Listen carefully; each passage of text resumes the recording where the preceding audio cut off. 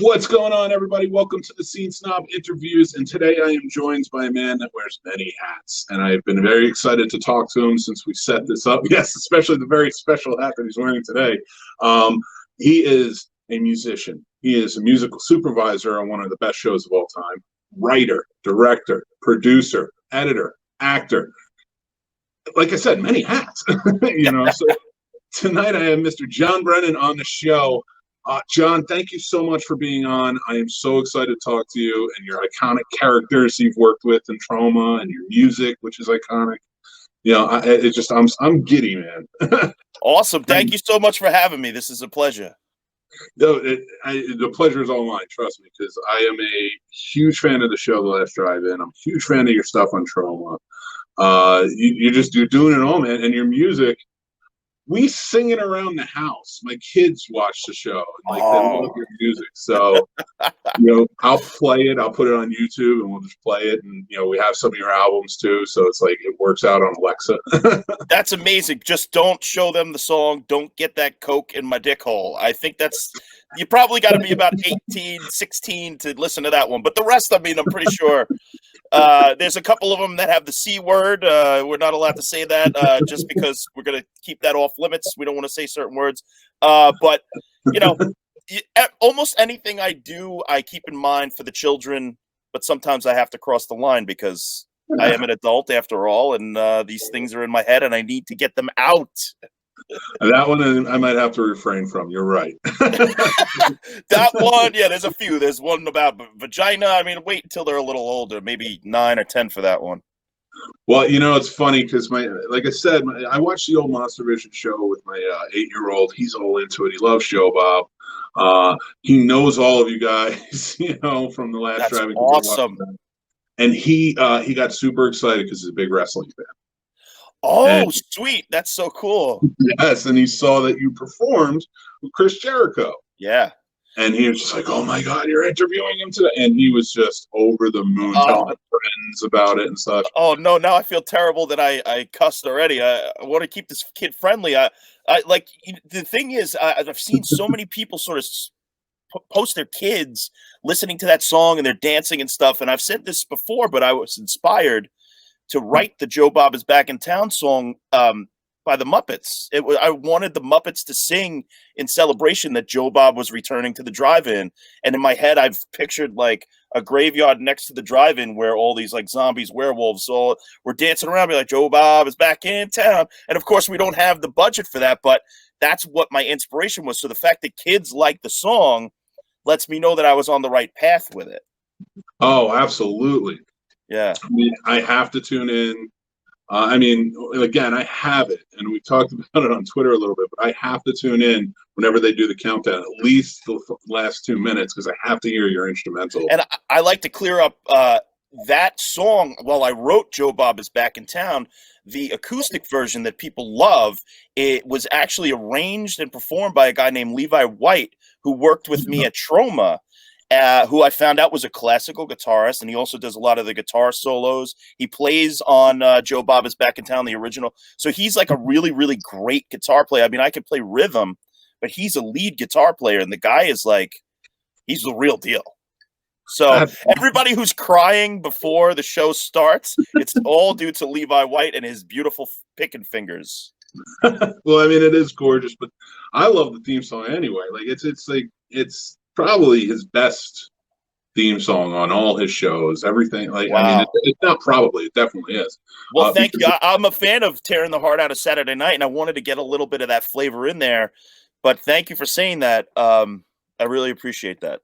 Absolutely, man. And before we get to The Last Driving, because I know we're both big fans, and you're on the show, and I want, I'm definitely Mutant fam, and I want to talk about it. Cool. I want to talk about the music. Where did you start? You're going about 20 years.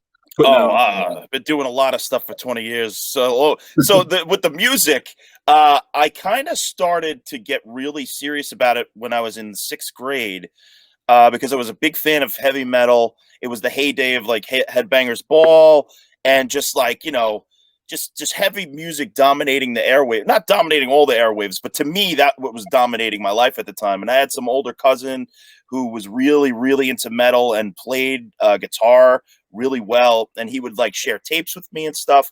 So I decided to get his guitar teacher to teach me, to give me lessons, and my parents got those for me. I did about 3 lessons, and then I got a C in social studies, and they took the lessons away from me. I could have been so much better at the guitar. But the thing was, that teacher taught me right off the bat bar chords, and the first 3 songs he taught me were Wild Thing, Louie Louie, which is there's the same song, just a different rhythm, and then R.I.P. Eddie Van Halen, the Van Halen version of You Really Got Me, like back and forth. So I learned those songs over and over and over again, and I would play them throughout the years. And then fast forward to, I think it was 10th grade or so, I got an acoustic guitar and a book of Beatles tunes with the open chords, and they teach you how to play them. And that's when I took off. That's when I started writing my own songs and learning Beatles songs. First song I wrote was called Barbecue Maniac. And I'm very proud of that song because even to this day, people still like it, and it's a crowd pleaser when I play it live. And I wrote it based on, the Ain't Nothing But a G Thing video. Yes. So there's one part that always stuck with me as a kid. It's like when the girls are playing volleyball on the beach or whatever, and there's like this either jib or something that comes down, and it focuses on the guy at the barbecue, and he turns around and he has a gun in his belt in the back. I was like, who's that guy? So I wrote the song Barbecue Maniac based on him, and I named him Walker Jones. And that was like my first like explosion into like, oh, I can write characters and I can do this and that, and music can be funny and this and that. So yeah, that was where I started, really. Although I will go back even further. I've said this before as well, that my first song I ever wrote was in kindergarten. It was called Jamie Poops All Day Long. She Never Stops Pooping. As Jamie poops all day long, she never stops pooping. And we did like fart solos, me and my friend Frankie. So that's the real beginnings. And that, I'm sure Jamie grew up very well adjusted. I wish I knew where she was. I would say, do you remember us harassing you with the song? We just had a crush on you, but it was like we were talking about your poop. I don't know what we were doing, but it's a good tune. I want to really record it one day. That's awesome. Well, I mean, I can only imagine if you did it for the show, what movie you'd have to show for that one. Oh, Solo. Yeah. I think you just jarred something loose, so to speak. And if we ever do Solo, we're singing Jamie Poops All Day Long. Why? I'll be right there along with you. Awesome. Enjoy it. Hell yeah. Yeah, that's an awesome story, man, and I love that. And you do. All of your music has such a cool story to it. It Thank does. You. I don't, and then I'm not. I can't simplify it because I'm no musician, but I want to say it's almost folksy, but with a lot more upbeat. You have that rock and roll tone. Yeah, everything else, but like it does have like a folksy storytelling jive to it. Thank you. Yes, I'm very influenced by folk music. I'm very influenced by all music. I don't discriminate. There's something in every single genre, even techno, that I could get into. I mean, even the worst, and I feel like techno to me personally is the worst genre, but I still love songs in techno. Like, I don't know the name of it, but there was one that went beep, beep, beep, beep, beep, beep, beep, beep, beep, beep, or like Zombie Nation, I was at the Sound Factory in back in the day on Ecstasy, and when that song came on, I went nuts along with everybody else. And so to this day, I still have a special place. But yeah, it's like I just try to draw from every single element of music that I enjoy and try to put it in there. And I don't always write about me. I write about characters. It's almost like I'm writing movies in the music. You know what I mean? Or short stories in the music. Sometimes they're about me, and sometimes those are the worst ones because I can't get beyond the real emotion. When I'm writing about another character, I could escape into places that I've never been in my mind. You know what I mean? So, but it just shows. Like there's again, like I can see all of those elements when I listen to your music because your website is called badtechno.com. Yes, it is. And that's the website. I love the design of it. I've never changed it. My friend Marco Oliveira made it for me way long ago. And he made even an earlier version of it, but I just kept it. and there's videos on there that don't play anymore. I just love it. And the contact page doesn't even work, but it has the portals to like my Twitter and all that, and to my Bandcamp. So I keep it up, and I just like the old school, early 2000s like design of it. So Hey, I feel like there should be an app out there where you could do that, because I would love to have like something that does look like a GeoCities site. yeah, I mean, oh, it's so cool. It's coming back. It's everything gets a retro day in court. That's getting put on the docket for sure. I think the best thing I've seen coming back, and I just saw it for the first time today, is what is it? The Lucky Charms company, and they do all those fun cereals that are coming out now are bringing toys back. Oh, good. Wait, toys are gone in the cereals? They didn't have toys?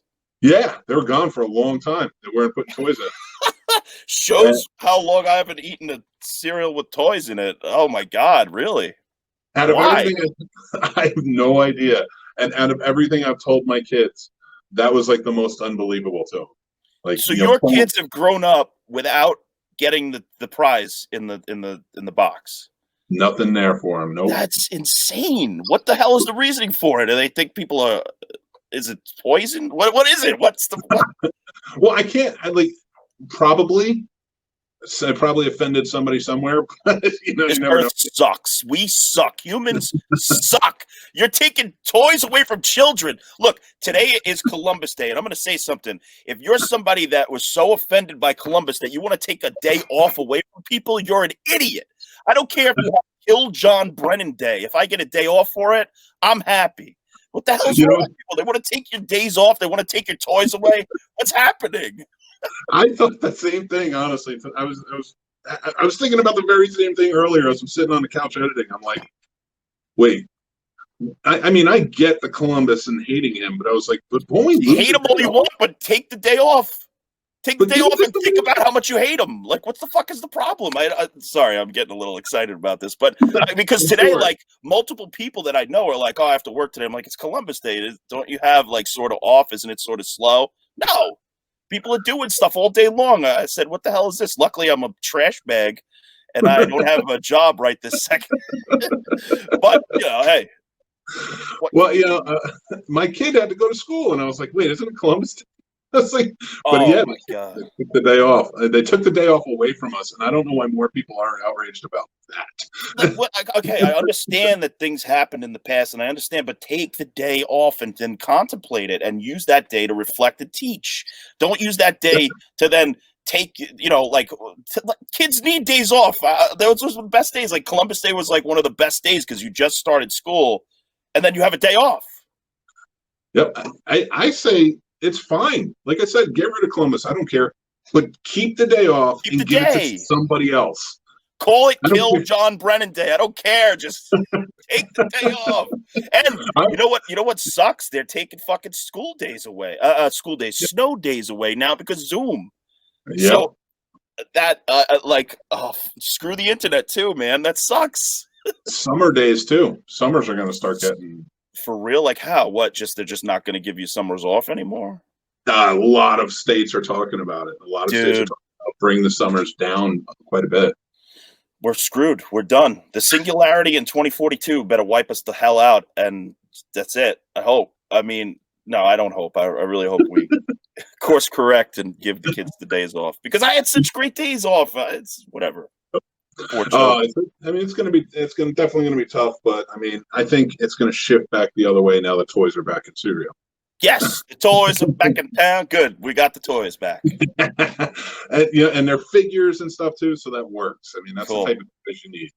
But nice. Absolutely, and one thing I wanted to kind of transition into the Troma world. Sure. Because I have a bit of a history with Uncle Lloyd myself, and was very excited. I follow your stuff, and I was like, and when he was on the show this year, I was just like, oh man, I haven't seen Lloyd in like 10 years, because I went to Full Sail down in Florida, and he used to come down quite frequently and show off movies, and like we would all work as PAs for him. Well, interns. Uncle Lloyd has interns at first, but he observer volunteers is what they call them at Troma now. Legally, that's what they're called. Observer volunteers. I remember when it was long, long ago, interns. But yeah, the one thing about Troma that was always great, it doesn't matter. Everybody starts from the bottom, Oh yeah. and everybody works their way up. He is one of the coolest guys in the world. Oh yeah, he's great. I love him.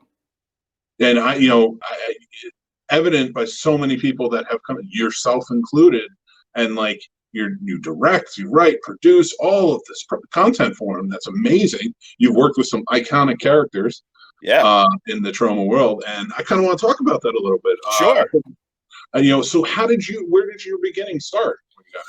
With Troma, I think I was actually talking to my girlfriend about this the other day. I was trying to get the years straight, and I believe I came to Troma at the tail end of 2013 as a volunteer editor. So I saw that Lloyd was putting stuff out on his Twitter about Return to Nukem High Volume 1, and I thought the trailer looked really good. And then he said, if you have scripts, send them to me. If you edit, contact me. So I did. And through that, I got in touch with his assistant and all that stuff. And then I had an interview. I showed them some of my stuff. And they said, yeah, you could edit here. Great. And then I started to do some of Lloyd's short, make your own damn movie lessons. Nice. He wasn't working on like the book or anything at the time. He was just still updating constantly his make your own damn movie universe. And I did a few good ones that I really dig. I hope they're still up there because they had a little trouble on the Troma YouTube page recently. But I did one that I was really proud of called Jason and the Art Go Nuts. And it was about Lloyd getting invited to like this art space in Brooklyn during the CMJ week. And these kids basically had him there. They probably paid him a couple of bucks to show up. And they showed Class of Nukem High. But the thing was, it was in like this really dilapidated art space, and they projected it on a sheet, and they forgot to bring speakers. So everybody had to huddle around a computer and like listen to it. And Lloyd, bless his heart, stayed. He did a Q&A. He's like the hardest working man in show business, but we kind of did like a thing basically explaining his night, and like things would happen, like the door was locked and they had to wait for an hour for the guy to show up. It was a whole thing. So that's basically where I started, was doing the editing volunteer. And then I was there for about 18 months on and off. I would go do other projects or whatever.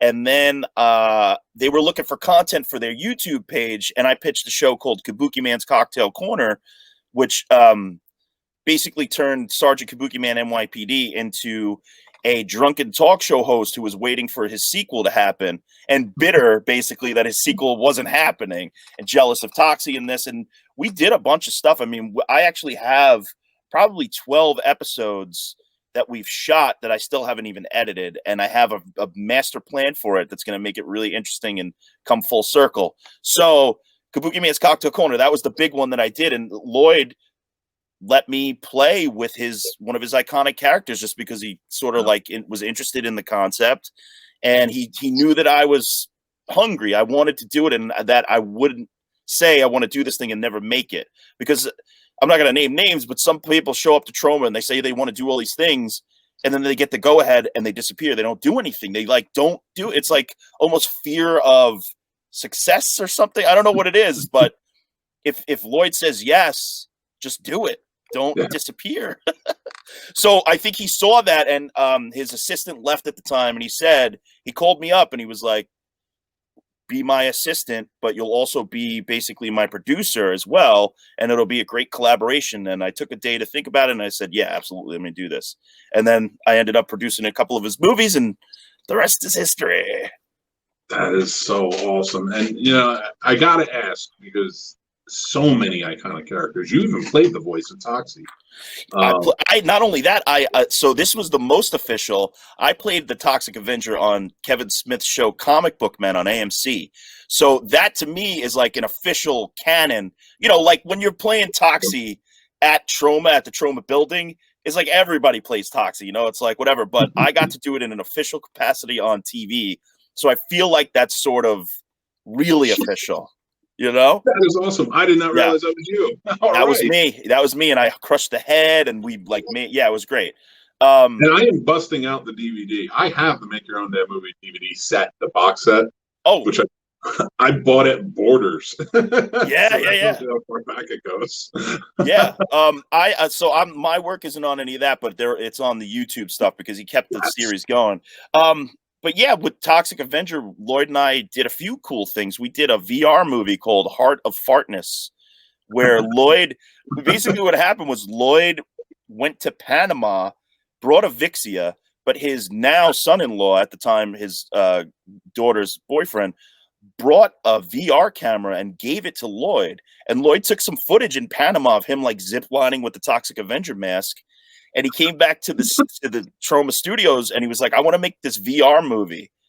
And he was like, can you figure it out? And I was like, oh, okay. I didn't know anything about it. So I made this like, and now I know I should have only made it 3 minutes long, but I made this 15-minute opus of and it's not really virtual reality. It's like 360. So you could look anywhere in the screen. And that should still be up on YouTube, I think.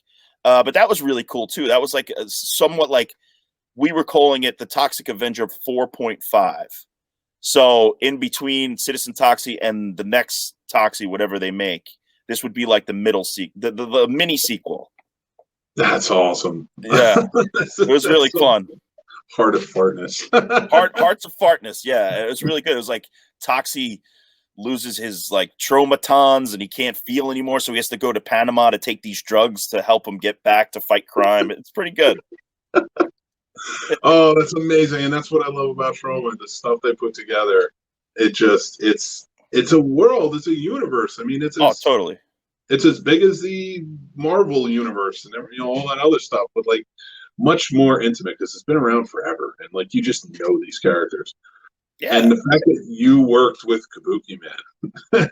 Yeah, Doug Sackman, who picked up the mantle from, I forgot the guy's name who played it in Citizen Toxie.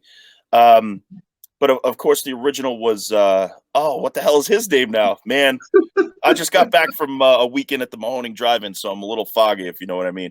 Yes. Rick Gianassi? Rick Gervaisi? No, that's the guy from The Office. Shoot, what's the guy's name? Anyway, so there were three guys that played Kabuki Man now, and Doug Sackman is the third. I call him the Roger Moore of Kabuki Man, essentially, because he's like the most colorful. He's like the cartoon character version. And he's been doing it for 20 years. He did it on Troma's Edge TV, which was really cool. And now he's working on a official sequel, Kabuki Man Returns. So hopefully, best of luck with that. Hopefully that gets off the ground for him. But yeah, it's been a pleasure. I mean, we went to a lot of stuff. We went to the porn Oscars, the AVN Awards, 2 years in a row. Because of this company called Bad Dragon who makes these fantasy dildos. And they were just fans of Troma, and they brought me, Lloyd, Kabuki Man, all these people out, and we basically filmed on the red carpet. And you can see on Troma Movies YouTube, there's a red carpet karaoke where Kabuki Man sings karaoke songs on the red carpet of the AVN Awards with porn stars. It's really great. That's awesome. Yeah. And it was Rick Gianazzi. Rick Gianassi, that's it. And then the second guy was Paul something. I don't remember, but they were all great. But like I said, they're almost like it's like the Bond people. So whoever the next great Kabuki Man is when Doug Sackman retires, you're out there. And if you're listening, good luck. You are the Timothy Dalton of it all. Yeah, we gotta get to the stoic Timothy Dalton Kabuki Man. Yeah, that would be great. Oh man, I can only imagine who would jump into that role. It would be Timothy Dalton, probably. Let's do it. At this point. But and at the Mahoning Drive-In, huh? Yeah, so you went for Nightmare on Elm Street weekend. Yes, I just went last night, and great place. I went there over last month, and we saw last night. Again, I'm foggy, but we saw Trick or Treat and the 1986 Trick or Treat. Great movie. I was watching that movie, and I think if it was titled Ragman, which is the title, I believe, in Germany, it would have been better because there's not a lot of tricking or treating in the movie. They mentioned Halloween once, and then it's like, I don't know, it's like electrical bolts coming out of like a metal guy. I don't know what's going on. It's a great movie, though. And then we watched Freddy vs. Jason. Nice. Okay. which on second viewing, I only saw Freddy versus Jason once. And on second viewing, I liked it a lot better. But the first time I saw it, this is an interesting story. You got a minute? Absolutely. Let's do it. So I saw it in LA when it first came out. What was it, like 2005? When did that movie 2002 or 3? Okay, so I had just moved to LA. I was with my roommate at the time, and we went to the Cinerama Dome, the famous Cinerama Dome at the ArcLight Cinemas. And we like to sit all the way in the first row. I'm talking like we're looking up at the screen. And we went to a 1 a.m. screening of it. And, smoking it over, whatever we did. And I hear this guy behind me talking really loud. And I'm like, this guy's a little annoying. I don't know. It's kind of like just yakking it up, just won't shut up about movies. He's like, and one of the things he said is like, Remo Williams, the adventure begins, but it never continued. Just like these weird non sequiturs. And I'm like, who the hell is this guy? But I don't look. And then all of a sudden, this like Asian guy, a Japanese guy or whatever, comes over and sits next to me in my room, and he's looking around back at the theater. And all of a sudden, I see him go, "You!" And I turn around and I look, it's Quentin Tarantino sitting right behind us, like 2 rows behind us, with just one of his friends. And the guy's like, "You, everybody!" And Tarantino's like, "Don't tell everybody I'm here." He's like, "I'll talk to you, but don't tell everybody I'm here." And the guy's like, "Okay." And he starts to whisper. And he's like, he goes, "You make the Darkman movie, Darkman." And Tarantino's like, "No, that's Sam Raimi." And he's like, No, Dark Suits." He goes, "Oh, the Reservoir Dogs." And then the guy goes, like this, "Robert Rodriguez is here. You're here." And Tarantino's like, "Yes, Robert's a very, very great director." And then finally he was like, "Who do you want to win?" And Tarantino was like, "I fear Freddy will win, but I want Jason to win." And in the end, they both whatever. But it was a really funny experience to see somebody like flip out on Tarantino at Freddy versus Jason at 1 a.m. And that's probably the only time he can go see that. Yeah, but it was funny because like people were really, even at 1 a.m. like he went out into like the thing when we were leaving, like the whole place stopped him. It was just like he couldn't get out, immediately recognizable. So, but it was funny. It was funny to. I actually sat in front of him in a couple of movies. One was Lost in Translation. Another time where I'm like, who the fuck is this guy laughing at every goddamn joke, even the not funny ones? Like, like Cape Fear, De Niro like laughing it up. It was like that, and like finally, I'm like, I got to get a look at this guy. It's Quentin Tarantino. Of course it is, because that's who it. I mean, listen, it's Bill Murray. Who else would it be? And if anybody's going to laugh at everything Bill Murray says, it's going to be Quentin Tarantino. It's going to be Quentin Tarantino. Yeah, it was. But then that made me think it was a better movie. And then he ended up dating Sofia Coppola, I guess. So maybe she was in the audience too, and he wanted to get butter her up or whatever. That's probably it, honestly. It could be it. So yeah, how long did you live out in Los Angeles for? A little over 8 years. I want to say 8.5 years. And I loved LA. I still love LA. I would love to get out there more often. I don't know. I just feel like my home is New York. I'll always be an East Coast person, but I just loved spending my 20s in LA. I had a great time. I didn't go away to school in college, so LA was sort of my extended collegiate experience, so to speak. And I was aspiring. I was trying to write and stuff like that, and I just never sold anything. But I was writing every day. I wrote like a dozen screenplays while I was out there, so I was productive. But I just never sold anything. So then I decided to come back here and see what was up, and that's when I got involved with Troma. That's awesome. Yeah, I was out there for about 5 years myself in my 20s, and it's like a great experience when you're so cool. Yeah, it's no responsibilities. It's like, and people say there's no culture out there. I totally disagree. I think there's plenty of culture. I think if you just have a car and you don't get wasted and you can drive, then you're fine. Yeah, absolutely. If you're drunk, you can't get anywhere. But hey, it's whatever. part of the culture. Yeah, it's true. It's part of the culture. And for anybody out there who's visiting LA, my favorite secret hidden thing. Maybe it's not hidden, but nobody really knows about it. It's called the Museum of Jurassic Technology. And I don't know if it's still there. It's in Culver City. smoke Nice. a doob, and go to the Museum of Jurassic Technology. It is phenomenal. And make sure you stop. The best burger I ever had when I lived out in LA was right on Hollywood Boulevard. It was called Lucky Devils when I lived there. Oh, I don't know that. What years were you out there? I was out there from 2008 to 2000, beginning of 2012. Okay, so we crossed over for 2 years, 3 years maybe.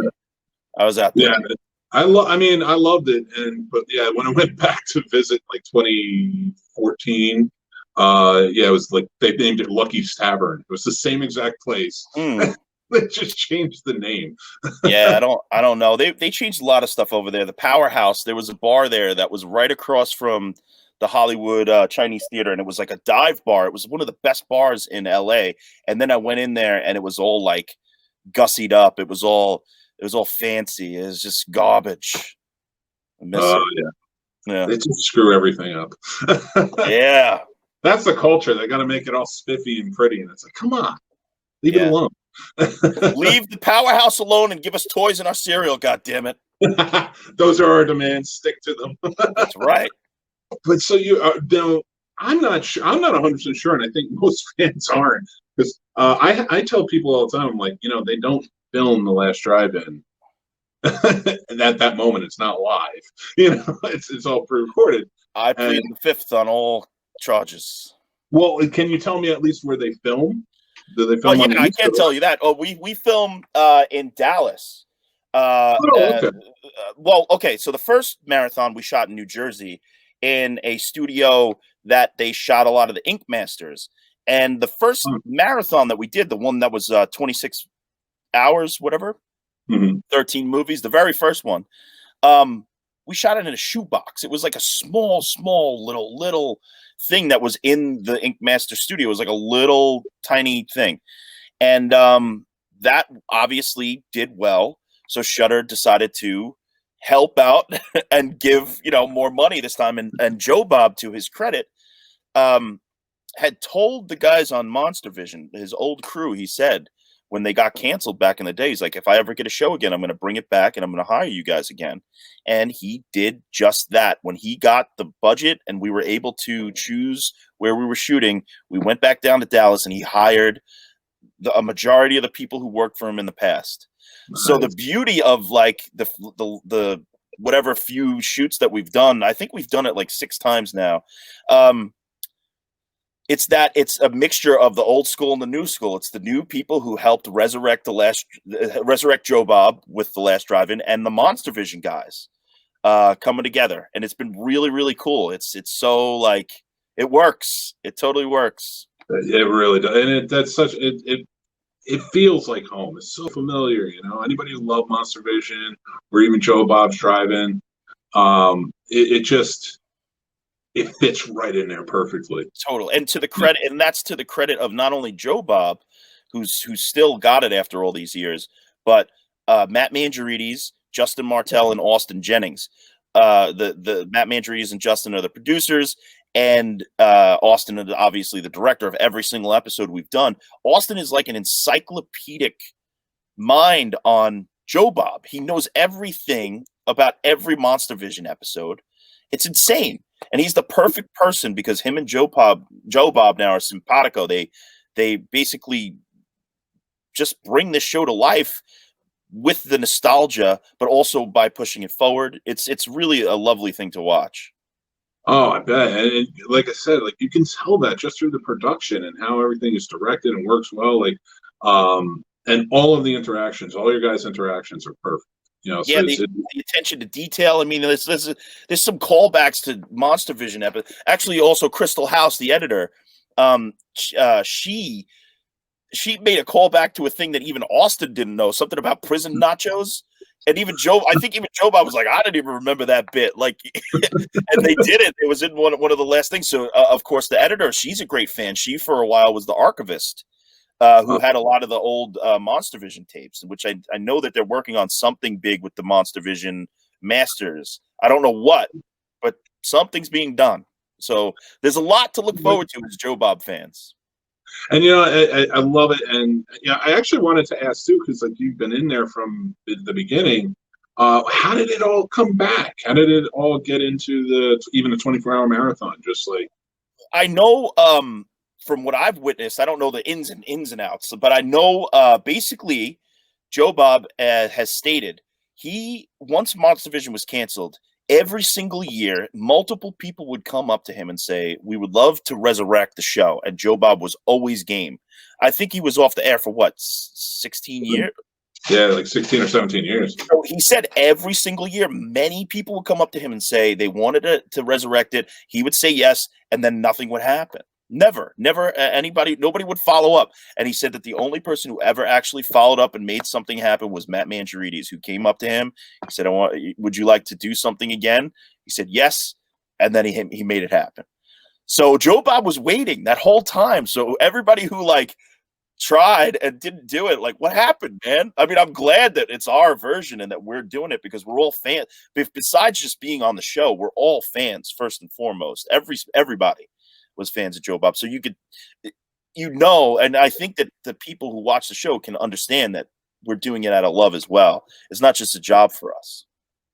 Oh, 100%. I mean, like I said, that shines right through, and you guys do. You get like the perfect, details are perfect, and Diana, Darcy, the mail girl, amazing. She handles the social media. She is like also an encyclopedic knowledge of not just Joe Bob. She I think the story is that she went to see Joe Bob when he was John Bloom, and he had written a book about astrophysics or physics or something like that, and she showed up dressed in a mail girl outfit, and that's how they first met.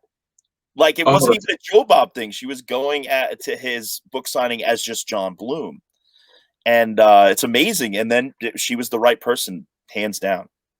And the thing I love about it is too, is like, because no disrespect to all the wonderful male girls that have been on the show. Oh, they were great too. Oh, but Diana just keeps the family together. She really does online. And she is, yes, exactly. The social media presence of Diana Darcy, she makes it happen. I mean, the reason why I think that the mutant fam and all that stuff came together is because she's like the ringleader and made it happen. And I mean, I swear, part of the best part of being on the show is when I actually get to sit down and watch the episodes and tweet along with everybody. That's what makes this show so great. So, and you guys do. That's the best part, because I've been right there along with you tweeting during the shows, and you're there and you're very active. She's insanely active to the point where she gets kicked off. Oh my God, yeah. And she had to make a second account, but she does it.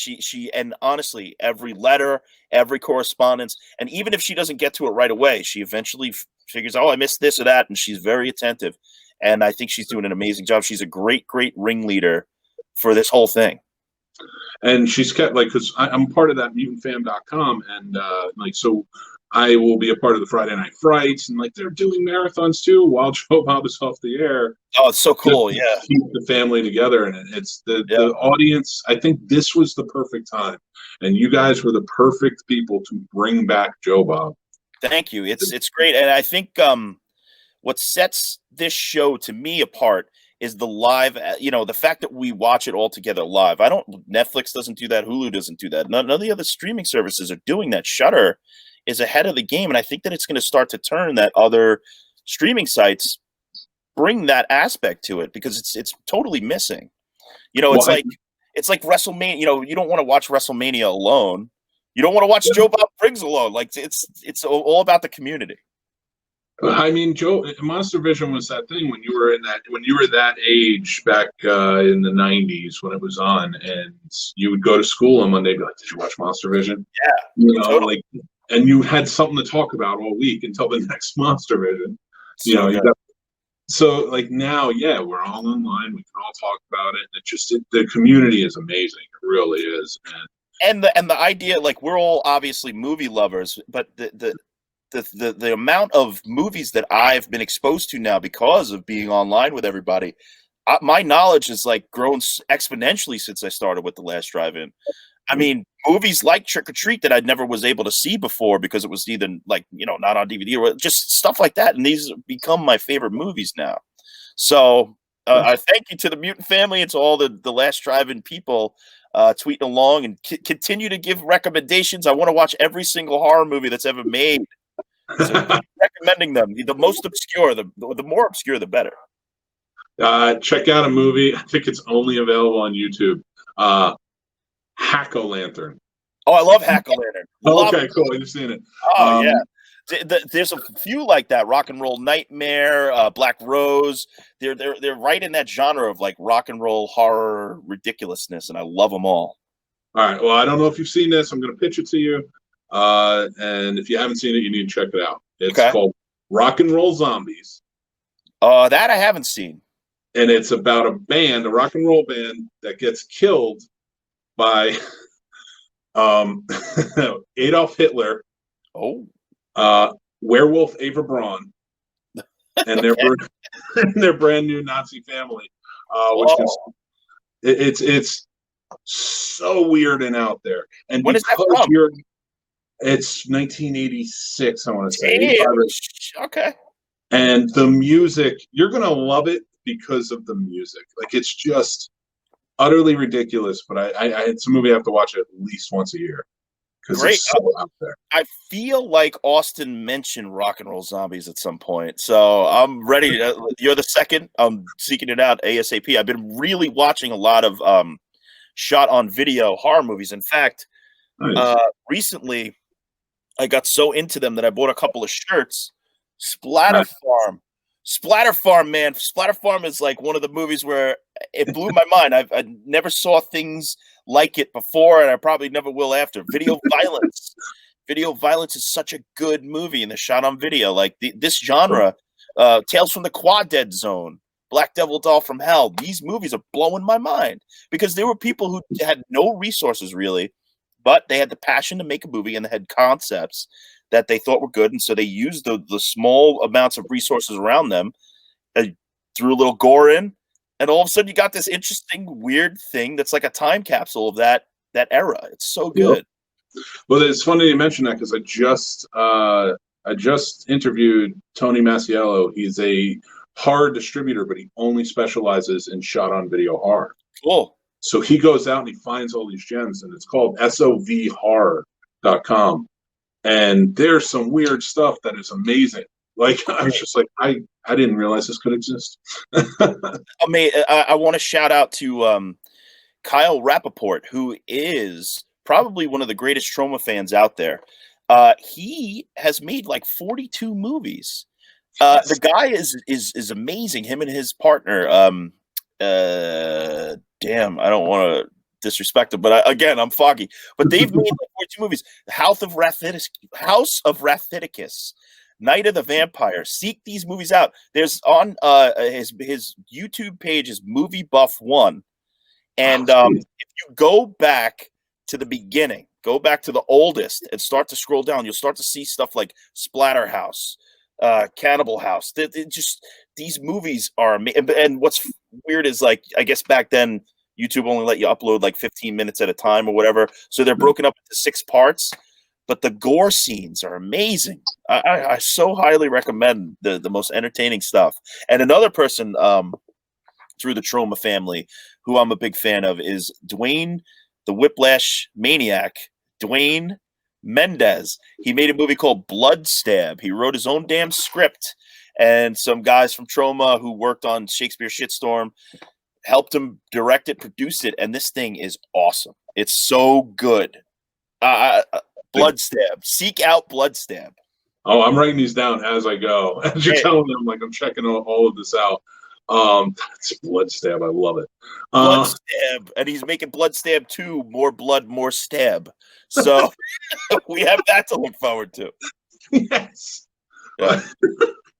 I love that. You know, being into the music and supervising on the Last Drive-In, I've always wondered, because you write original content for the show, how much time do they give you between filming? Like, do they say, hey, listen, we're doing something on this, can you think of some ideas? Or yeah, it depends. I mean, sometimes I guess the secret. I guess I could tell the secret now because it's in the past. But with the blood-sucking freak thing for Chris Jericho, which you mentioned, amazing, amazing opportunity for me, and it almost didn't happen because I wrote another song, and it was called the Cheap Ass Video Club, and it was based on what Jericho said he did with his friends that he would call cheap ass movies, cheap ass video club. They would get together. And I wrote it really complicated. Me and Austin wanted to do sort of like a musical number. And it turned out we didn't have enough time.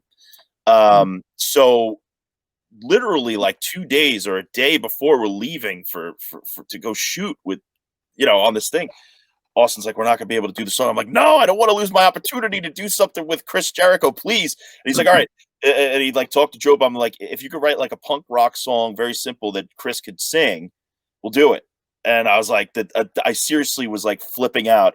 And I wrote it in my girlfriend's bathroom with her brother's acoustic guitar. And what was weird is I was like experimenting with tuning. I think it's open G tuning, it was whatever Keith Richards of Rolling Stone uses, and I was just playing, and it came to me in like a half hour, and I knew that it had to be sort of about blood-sucking freaks, and that was something that I love because I'm a Troma guy, so I wrote it really fast. I recorded the scratch track, and about 5 hours later, I had it to Austin, and it got approved. So that was like a crunch time.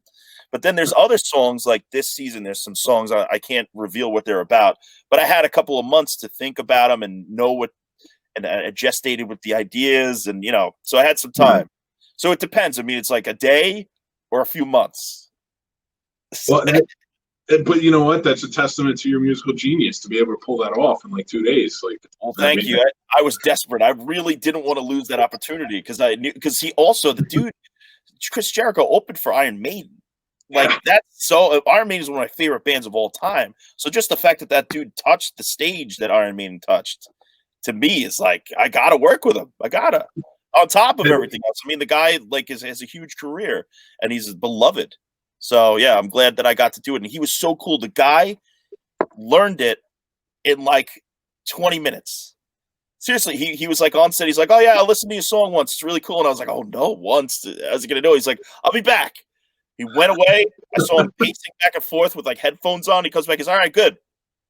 And he did it. He like nailed it. And then it was amazing. The guy's and he was like so easy to get to work with. He was such a cool guy, so nice, always on, even behind the scenes.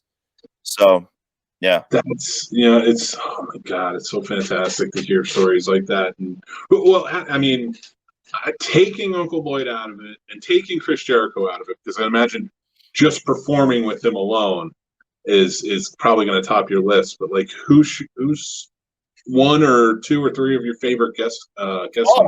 Every single person that's been on the show has been an absolute pleasure, and I'm not even saying that because I have to pick up most of the guests. That's one of my duties, is like getting them from the airport, making sure that they settle into the hotel correctly, making sure that things are all right. Everyone has been a pleasure. Tom Savini was so cool. Adam Green, Ashley Lawrence from Hellraiser. I had a steak dinner with what's his name? Oh wait, can you edit this? Because I can't remember his name right now. I'm like blanking. What's his name? Oh man, I'm really losing it. Which movie was you there for? Hills Have Eyes. Oh, Michael Berryman. Okay, Michael Berryman. Sorry.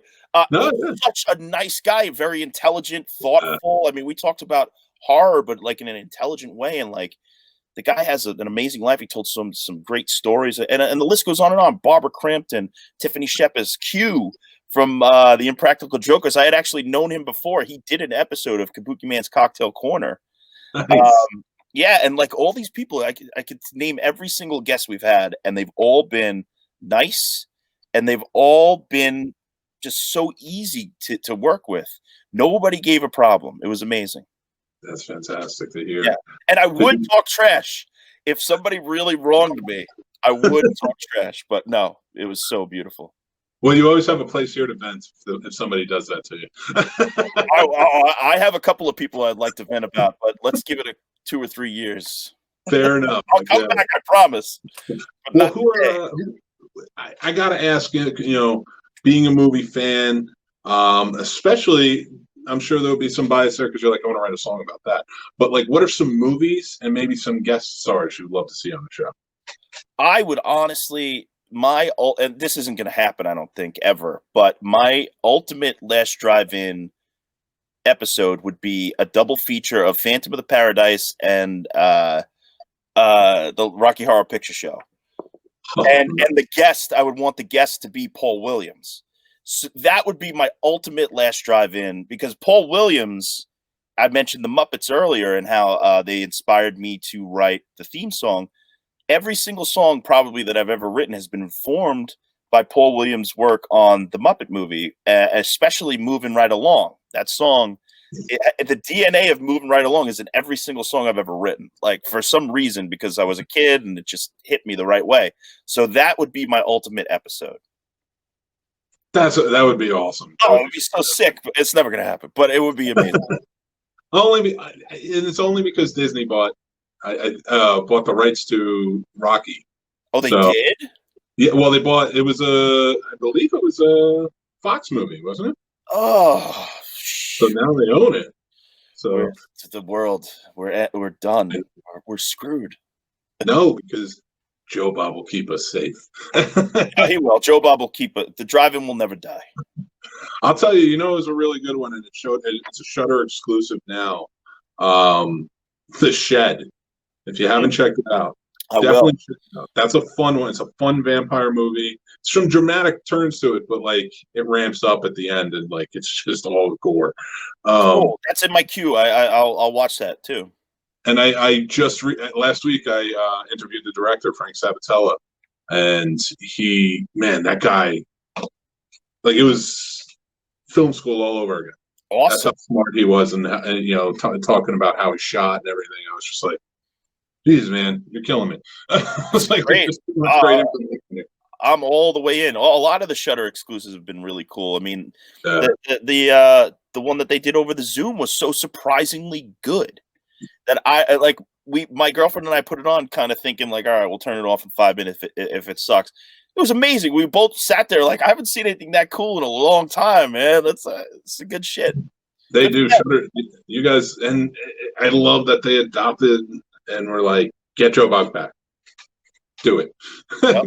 Get it back. Creep Show. I mean, they're doing a lot of cool stuff. I hope that they continue to expand with the original series, not just the movies, because the series, I mean, Creep Show and The Last Drive-In and Curse Films, it's pretty good stuff. Absolutely. I love it. And yeah, everything you guys are doing over at Troma, over at Last Drive-In, you guys are killing it, man. You really are. I love everything. And it just fills me with joy that stuff like this is back and here. Well, Troma never went anywhere. Troma's always been there. Uncle Lloyd has always been there. He calls Troma the herpes of the film industry. They'll never go away. But you know what? That's my respect for him and his indie way of filmmaking. I don't care if you're not into his movies. No, yeah, even if you're not into his movies, you have to respect the fact that Lloyd and Michael Hers have had a company that is almost 50 years old. They're still independent. They never truly sold out. I mean, they sold The Toxic Avenger to be a cartoon and things like that, but they always kept Troma going. And say what you will about working for free or this or that. For me, it was the best possible thing. I went to film school. I learned nothing compared to what I learned working for 3 years at Troma. Troma, working with, because I produced Shakespeare's Shitstorm with Troma, with Lloyd and Troma, that to me was the most invaluable experience. If anybody is out there who's near the East Coast and is interested in getting involved in film, I highly recommend volunteering at Troma. Edit, you'll learn how to do promotion. You'll get to meet a ton of people who are doing things that you're similarly wanting to do, which is making shorts, this and that. I mean, half the guys that worked on Shakespeare's Shitstorm formed a production company called Shithouse Productions. And now they're like on their third movie, like they're doing all this crazy stuff, and it's amazing. That's what Troma does, is it brings like-minded people together.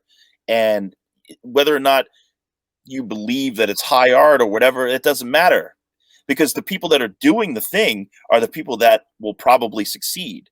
But if you're sitting back and judging, you're not going to get anywhere like that. You know, if it's like, oh, Troma sucks, this and that. No. Go work for 2 days on a Troma set and see how much work goes into it. And it's so amazing that how he does it too, because he is loyal to a fault. Oh yeah. I mean, I remember just working with him, and it was in the capacity of not working for Troma, but working with him on projects he was doing down in Florida. And it was like real quick things, but like he remembered me when I came back to Jersey. Anytime I was at Troma Dance, or if I just showed up, he remembered me, embraced me. When I got into podcasting about 8 years ago or so, he came on. He did guest spots. He would do videos promoting the websites and stuff. Like, it's because he's just that loyal. Like, if you are there for him, and you do the work, he's going to teach you. He's going to be there to guide you along, and he's an invaluable asset to filmmaking that should, I hope, never goes away. And Troma is always there. Lloyd is he is Uncle Lloyd. He's your uncle. He'll teach you the things. He'll tell you the things that you don't want to hear. But if you do what he says, he's usually right. He's usually right, and he's done it now. Well, he's been making movies personally for 50 years. I don't care who you are. You have not succeeded like Lloyd Kaufman has succeeded. If keep at it, maybe you'll get there, but you cannot take his legacy away, and you cannot take his work ethic away. Those are two things that he's got it. You can't take it away. 100% agree. And he's just truly amazing. Like you said, he's Uncle Lloyd. And his book, Make Your Own Damn Movie, is a book that whenever people are talking to me about film school and stuff, because you're right, like, I learned by doing. Film school is fine. I met a lot of friends and stuff, and it was great, but it's a very expensive way to meet friends. Whereas going out and doing it, I also met friends and I met networked and stuff, but like, I gained the experience. And whenever somebody's asking, like, should I go to film school? I was like, here, read these books. And Make Your Own Damn Movie is always one of the books I tell people to read.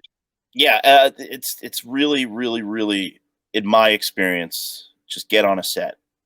Mm-hmm. Don't know anything, but learn and listen and watch. That's the best way to do it. Not, sitting there and, I mean, sometimes sitting there is cool, but get on a set. Don't wait any longer, or pick up your video camera and make a piece of shit and have it be horrible. And then you'll see when you show it to people, they reacted to this scene, right? They reacted, and that's what you continue to strive for, because you'll just keep getting better. There's no way that you're going to get worse unless you're, I don't know, unless you're on drugs or something. I don't know, but it's very hard to not learn from your first experiences. Exactly. That's what it's all about. And anybody out there who has the fear, don't let the fear dictate. I lived in fear for a few years, and then I started to do things that scared me, and it got me to work with people like Lloyd Kaufman, like Joe Bob, with eradicating the fear and the fear of asking or the fear of doing. Do it. Just get. Nike has that slogan for a reason. Just do it. God damn it! Don't wait any longer. And Joe Bob did that amazing speech last year, which really hit me too, because I felt that way for a long time. I wait. I know it's got to be perfect, and I got to wait until the script is right. I got to wait until I get the money. And no, just do it. You can do so much with the laptop, and a couple of microphones, and a video camera. You can do so much. Yeah, absolutely. And you know what? That's just fantastic advice.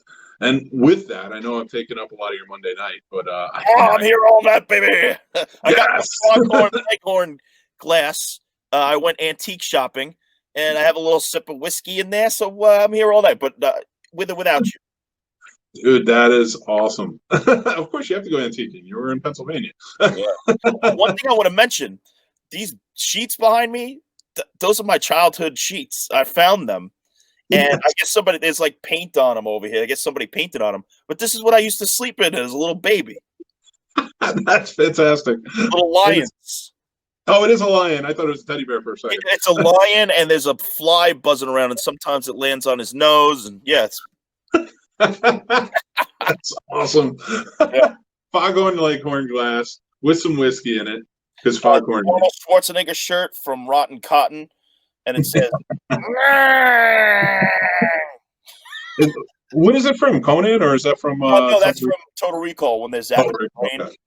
For a Ah! second there, it looked like he had like a thing on his head, but It that's does awesome, because the thing they're zapping them. dude. That is amazing. Well, let me. All right, if I got you at least for a few more minutes, let me ask you this: Yeah, whatever, man. it's Halloween season. Sure. You're a horror fan. What are your must watches? Give me your top 5 must watch during Halloween. Oh, I mean, top 5 must watch for a novice. Well, let's do it this way, is what I've been watching. Uh, I highly, highly, highly recommend for any fan who's a little bit intermediate, I guess, the Blind Dead series. Okay. Blind Dead series, The Tombs of the Blind Dead. Then there's Return of the Evil Dead. And there's different titles for it, but these are the titles. There's 4 of them. There's Night of the Seagulls and the Ghost Galleon, I think is how you say it. There's 4 zombie movies. They're from Portugal or Spain, I believe. And I still get DVDs from Netflix. I still get the service where I mail the DVDs in. And that's how I've been getting these obscure titles. They have a lot of Blue Underground and all kinds of stuff that's really obscure. But the Tombs of the Blind Dead series, these are some of the best zombie movies ever made. They're zombies who were the Knights of the Templar, and they like used to do human sacrifices, and then like they get they get killed by the village people, and then they're put underground or whatever, burn their eyes out, and they wake up in the 70s, and they're all like hooded with cloaks, skeletal faces, but they could ride horses. These are zombies that ride horses and wield swords. So anybody out there who has not seen any of the Tombs of the Blind Dead series, please do yourself a favor and watch them this Halloween season. I am definitely doing that. 100%. I pulled it up. It's so good. A Trick or Treat, that's one that like to me was really obscure, and I didn't get to watch it till about 6 years ago. That's one that I would highly recommend. It's not the Michael Dougherty one, which is really good too. But it's the one from 1986. Gene Simmons and Ozzy Osbourne are in it, and the kid from Family Ties. Oh yeah, Skippy's running around.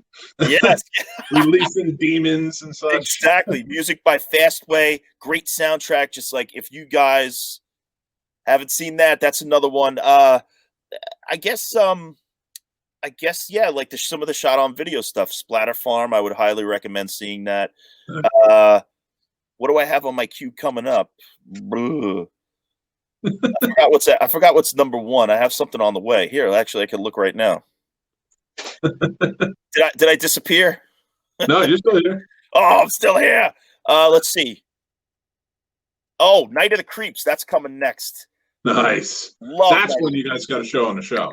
I would love to show. I mean, Tom Atkins, man. Darcy is infatuated with him. So it would be amazing. Halloween 3, yeah. So those are some ones that I would highly recommend. I feel like there was a couple of others that I've been watching the Conjuring universe. If some people don't like those movies, but The Nun was amazing to me. I loved The Nun. I thought it was. I like The Nun. I was bigger than The Conjuring. I like those. The Annabelle movies were good. Yeah, well, like the La Lorna, the one that sort of came and went. Great, I loved it. I don't know why. Like, it's just you don't get a lot of horror movies that have that level of budget, and the actors are good to me. So I don't know, and I kind of like ghost stories, so they hit me. Well, what's yeah, definitely. But like thinking about that, have you ever seen Sinister? Oh yeah.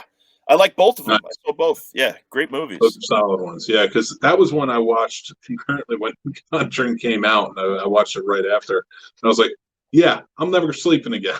Oh man, there's been some that have completely wrecked my life. I mean, I'm still affected by The Exorcist when I watched it in 4th grade. I still have times when I'm in the dark and I'm like, Linda Blair, she's dead, she's dead. Or Cannibal Holocaust messed my mind up as far as like certain foods go because I ate fish sticks while I was watching it for the first time. Bad fucking idea. Well, it's funny because Cannibal Holocaust for me was a movie. I didn't watch it. I watched the edited version of Last Drive-In, but only because I've seen it before. And I vowed when I saw it then, I was like, that's it for me. I was like, I remember it's burned in my head. I remember everything. I don't want to revisit it. But that was one of those ones that I had to like. I didn't even find it. A buddy of mine found it.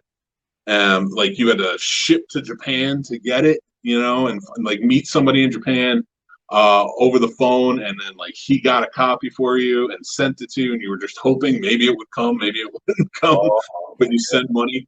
And we were in high school, and he found it, and he ran to our friend's house where we all were, and he's like, "I got it!"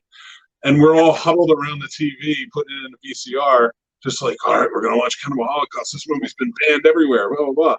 And then by the end, we're like, we're never watching this again, but we're glad we did. Yeah. Look, if you could stomach it, it's like Salo. It's like all those movies. It's like if you could watch it in a glass cage, that's another one that's like so hard to watch, but there's something that's redeemable about it because of the artistic merit. And they give you great stories too. Like those are always ones that you find that were like, wow. I mean, I can't. Yeah. You tell people like, when I was watching Serbian film, man, let me tell you all about that experience. Oh man. Well, you got the show coming up on the. I think it's the 23rd, right? Yeah, the 23rd. We got the Halloween Hideaway coming up. Which is your second Halloween marathon, correct? That's right. And hopefully it becomes an annual tradition. I'm more of a fan of doing the Halloween with the Last Drive-In than I like Christmas. I think it's great, but I think there's something about Halloween that the Last Drive-In just it needs to be there. It's almost like a fix, Yeah, I think the fans definitely called for that too, because when it came to Thanksgiving, and we loved it. Don't get me wrong, we were all right there with you. We were like, come on. You got to do Joe Bob. You got to do Halloween. You got to do Halloween. Thanksgiving, that was a rough one for me because I was like I stayed up to the very end, and I'm on East Coast time, so I was literally like 6:30 in the morning, like yeah. But I made it to the end. Yeah, Blood Rage. I could not stay for Blood Rage. It's Thanksgiving. I even like Dead or Alive. Yeah, it was amazing. It was so crazy. Yeah. I loved it though. But I going through. So you have the second annual Halloween marathon. It's 2 movies, right? Yeah. Am I allowed to ask that? Okay. Yeah, it'll be the double feature. Okay, cool. I mean, I know you can't tell us anything. No, and I'm not going to ask. But how excited? Like, where's your excitement level for this? All the way up. 10. 10. To me, they're always 10. I mean, even when Joe Bob and Austin and everybody throws you a curveball, don't tell me you don't like it. You like the curveballs too. Come on. Oh, it's absolutely. Part of the experience. I remember people were complaining that they showed Society. Why Society? Just because it's a slow burn. It has one of the greatest gore effects sequences of all time. And to the people who haven't seen it, I know it blew their mind. It blew my mind the first time I saw it. So when they throw curveballs, it's like just accept it, let it go, and get online and complain about it, but just watch it, chill. Yeah, I don't get that because you want to show off the wall stuff. Like I see a lot of people requesting, like, "Oh, I wish I'd play this and that." And I'm like, it was on Monster Vision years ago, and it doesn't really fit the mold. You can't redo. I mean, there's some of the, and hopefully, sooner or later, those Monster Vision clips will come back, and you'll be able to sort of like watch them. I know that they're working on getting the Joe Bob only clips independent of the movie. Some of the licensing goes away, but they're working on getting those on Shudder. You just get the segments so that you can actually watch the movie, on say your TV or whatever, and then watch Joe Bob segment on your laptop. That'll be really cool. So hopefully they eventually get to do that with Monster Vision too. Oh, that would be fantastic. Yeah. So awesome. Right now I'm like on the YouTube, and my biggest thing was the whole Friday the 13th marathon he did for Halloween years ago. I actually was at work for like 12 hours one night. Like it was an overnight shift years ago. And I was like, all right, I'm actually going to start and stop this on YouTube with 2 screens. And I'm like, I'm going to watch the movies and start and stop this as it goes. And I tried. I made it. That's so cool. It was a tough one, but I did make it. I was because I checked the times. Like people have all this information out there about everything. Yeah. You could. I mean, you can find them pretty much anything on the internet right this second. Absolutely. And I just I love it. I love what you guys are doing. Like it just brings joy to my heart especially being able to introduce my kids to it. Like, granted, they can't watch everything. Not everything, but there's some stuff that you can. Yeah, it's cool. And you know, and even then, like, you know, an 8-year-old, it's like, all right, I was watching Exorcist when I was your age. You're good, dude. So yeah, the kids can handle it. Sometimes people think the kids can't. They can handle it. Well, like, definitely Society, I'm not showing it. Oh God. Don't show them Society. I wouldn't show them, like, I don't know, Deadbeat at Dawn or something with all that violence. But Dead Heat, why not? Show them Dead Heat. Absolutely. Oh man, I can't even believe you guys got that one. That was a great one. Yeah, we're so excited. But you know, John, thank you so much. Like, I know, I don't want to. Again, it's Monday night. I don't want to keep you from here. Oh, don't worry, man. But I'm ready to go anytime you're ready to go. But I'm also ready to stay. Anything you want, I'm here for you. Anytime, man. We're always doing shows on here, and you are so much fun to talk to. Not just here, but like on Twitter, you're so involved, and you get, I'm talking to you there. Yeah, please, man. Anytime you have an open invitation to come on any of our shows or anything, and promote your music, anything, really. Cool. Thanks, man. Yeah, that's really all that's coming up right now.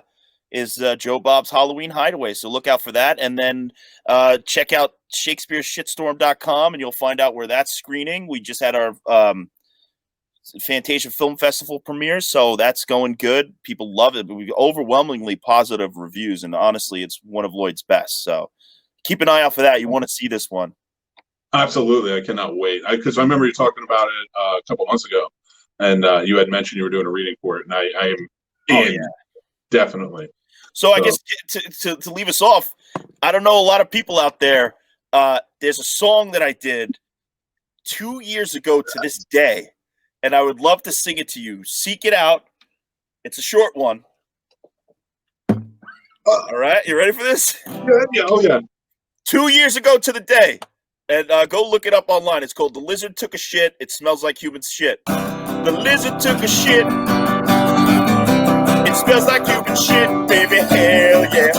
The lizard took a shit, and it smelled like human shit. It fucking smelled like human shit. It fucking smelled like human shit. Yeah, yeah, yeah. The lizard took a shit, and it smelled like human shit, yeah.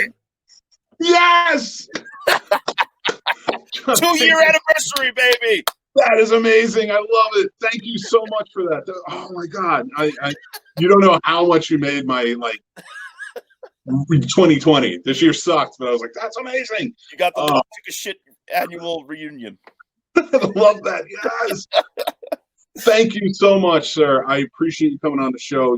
You are amazing. Such a talented guy. Love all your music. Dress up like a frog some more on the show. Definitely. Oh, I will.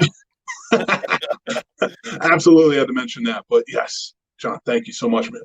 And everybody watching, this has been amazing for me. And Mr. John Brennan, make sure you're going out, getting his albums. Fantastic. Band Techno on all social media. Bandtechno.com, Twitter, Instagram, Band Techno. Nice. And we were going to put that all in the description below so you can check it out and ship to Shore. Sure, Photoco. They're the ones who release my records. Sweet. Yes, I definitely will. Thank you again so much, sir. I really appreciate this. This was amazing. Awesome. Thanks, man. All right. You have a great night. And everybody, thanks for watching, and I'll talk to you guys soon. Bye.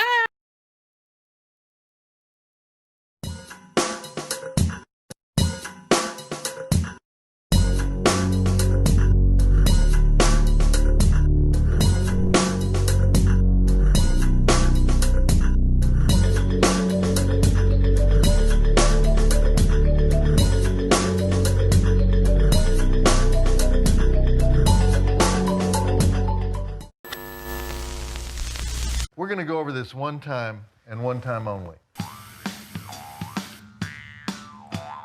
Hey everybody, have you heard the news? Joe Bob is back in town.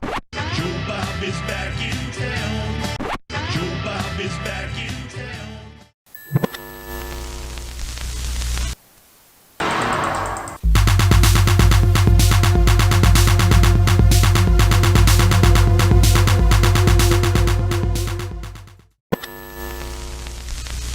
Hello, internet fans.